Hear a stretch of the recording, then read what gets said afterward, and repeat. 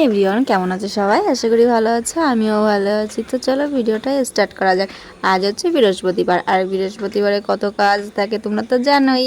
তো সকালবেলা উঠেই আমি আগে ঘর মুছতে শুরু করে দিয়েছি। আর এখন টাইম কত জানো? টাইম শুনলে তো তোমরা অবাক হয়ে যাবে। এখন 6টা বাজে আর আমি ঘর মুছছি, কারণ বাইরের কাজ সব হয়ে গেছে। বাইরের কি কাজ বলো, সেই সারাদিন ধরে তো বৃষ্টি, সেই রাত থেকে বৃষ্টি শুরু হয়েছে। বৃষ্টি তো মোটে কমছেই না, বাইরেও যেতে পারছি না আর অন্য কাজও করতে পারছি না।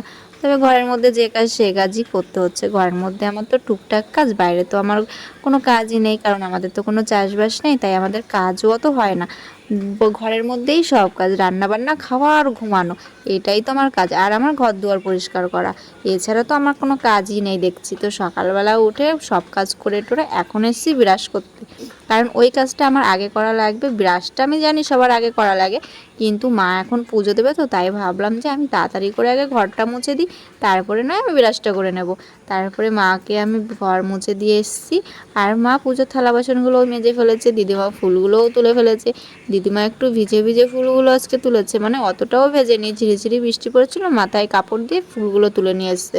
আর আমি ব্রাশ করার সময় চা বসিয়ে দিয়েছিলাম। তো এখানে আমি চাটা এখন বানাচ্ছি। একটু লক্ষ্য করলে দেখবে পেছনের দিকে দিদিমা আর একটা কাকা বসে আছে চা খাওয়ার জন্য। তো ওই কাকা তো প্রতিদিনই আসে, একটু কাকার চা খাওয়ার নেশাটা বেশি।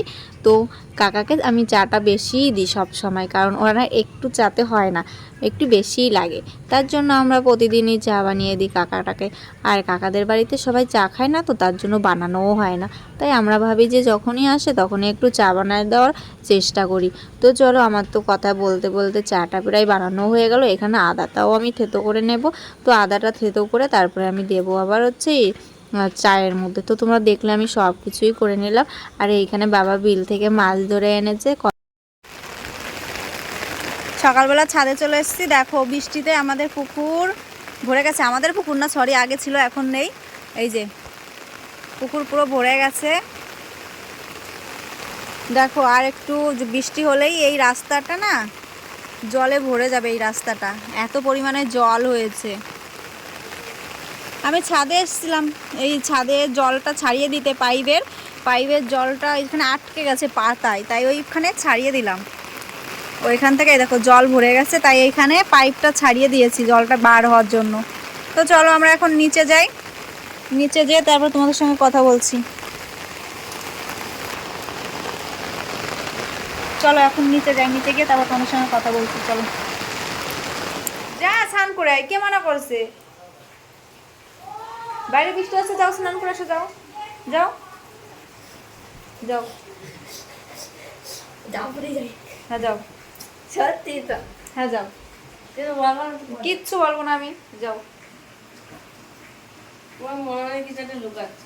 কিচ্ছু লুকাচ্ছি না, যাও যাও, বৃষ্টিতে স্নান করে এসে যাও, যাও যাও যাও যাও, কিচ্ছু বলবো না, ভিডিওর জন্য। তো এইখানে ছেলের সঙ্গে একটু ঝগড়াই করে ফেললাম। দেখতে পাচ্ছ ছেলে লেগেছে ঠান্ডা। এবার আমি বৃষ্টিতে ভিজে ভিজে জল ভরছিলাম বোতলে, টাইম কলে জল এসছে, আর সেই জলগুলো আমি ভরছিলাম বৃষ্টিতে ভিজে ভিজে। এবার দেখি জলটা যদি চলে যায় তাহলে আমার আর জল ভরা হবে না, তার জন্য আমি জলটা ভরে নিচ্ছিলাম। আর এইখানে আমার ছেলে বায়না করেছে যে তুমিও বৃষ্টিতে ভিজেছো, আমিও বৃষ্টিতে ভিজে ভিজে স্নান করব।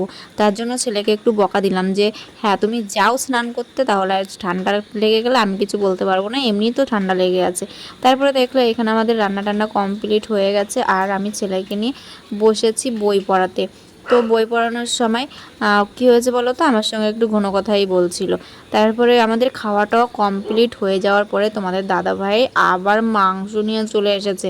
আমাদের কিন্তু অলরেডি দুপুরের খাওয়া হয়ে গেছে, তারপরে এই মাংস নিয়ে এসেছে, এখন রান্না করো। তো সেই মাংসটাকে এখন রান্না হচ্ছে। তো তোমাদের দাদাভাই রান্না করেছে। তো ও যখন রান্না করে তখন একটু স্পেশালভাবেই রান্না করে, কারণ ওর স্পেশাল না হলে হয় না। দেখো আমার এই কাজগুলো কিন্তু আমি ধুয়ে মুছে ভালো করে রেখেছি, কারণ আমি রান্না করার পরে তো সব কিছু ধুয়ে মুছে রাখি, আবার সেইগুলোকে বারবার আবার মোছা লাগছে। কারণ এই ধোয়া মোছা জিনিসগুলোকে যদি আবার ধোয়া মোছা লাগে না, একটু বিরক্তই বোধ মনে হয়। কারণ এইগুলো ধুয়ে রেখেছি, তারপরে তোমাদের দাদাভাই আবার মাংস নিয়ে এসেছে, সেইটাকে আবার রান্না করলো। আর একটা ছেলে মানুষ যখন রান্না করতে আসে রান্নাঘরে, তাহলে বুঝবে কেমন মানে রান্নাঘর কি বিছানো বিছায়, না দেখলে বুঝবে না। মানে মেয়েরা যেরকম পরিষ্কার পরিচ্ছন্নভাবে রান্নাঘরটাকে গুছিয়ে রাখে, সেরকম না, উনি রান্না করে যেমন তেমনভাবে রেখে চলে গেছে, এইবার নাও পরিষ্কার করো সব কিছু। তারপরে রাত্রিবেলা দেখো মা বানিয়েছে বিরিয়ানি। তোমাদের দাদাভাই মাংসটা রান্না করে রেখে গেছে দুপুরবেলা, আর এখন মা রাত্রিবেলা বানিয়ে নিল বিরিয়ানি। তো মাংসটা দিয়ে ভাতটা ভালো করে দিয়ে টিয়ে এখন আবার দেবে হচ্ছে একটু কি বলে ওটাকে, ভাপ দেওয়া লাগে না কি আমি জানি না অত। তো সেটাকে এখন বসাবে উনানে। তো তার জন্য এখানে আমরা এখন হাঁড়ির মধ্যে সব কিছু দিয়ে দিচ্ছি গুছিয়ে টুছিয়ে। তো তারপরে এইখানে খাওয়া হবে মজা করে, ভীষণই মজা লাগবে আজকে বিরিয়ানি খেতে, যেহেতু বাইরে বৃষ্টি হচ্ছে, ঠান্ডা ঠান্ডা ওয়েদার, আর সঙ্গে আছে বিরিয়ানি। তো ভীষণই ভালো লাগছে। আর আমার ছেলের অবস্থা দেখো, আমার ছেলে একটা কৌটার মধ্যে মাছ ভরে রেখেছে, সেটাকে নাকি পুষবে। তো চলো গাইজ, ভিডিওটা আর বড় করছি না, ভিডিওটা যদি ভালো লাগে লাইক কমেন্ট শেয়ার সাবস্ক্রাইব করে দিও। আর যারা ফেসবুক থেকে দেখছো তারা ফলো করে নিও, আর নেক্সট ভিডিওর জন্য অপেক্ষা করো। তত সময় সবাই ভালো থেকো, সুস্থ থেকো, টাটা।